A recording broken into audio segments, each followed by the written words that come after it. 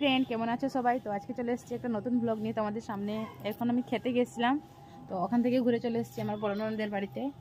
আর আমার ছোট ননদ এসেছিলো আমাদের বাড়িতে, তো সে আজকে চলে যাচ্ছে, বুঝতে পারলে। তো মনটা একটু খারাপ লাগছে, কারণ ছিল এতদিন একসঙ্গে।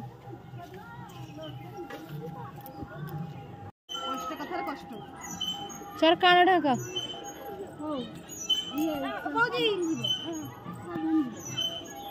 চালিয়ে আসবে জানো,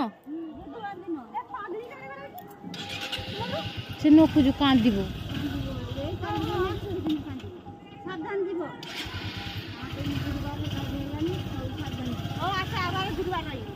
আবার খাই, আবার তো চালিয়ে আইব বুধবার।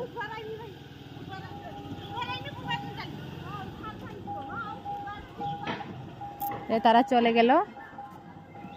আজ এতদিন ধরে ভালো লাগছে না, ঘরটা আমাদের পুরো ফাঁকা ফাঁকা লাগছে। এই যে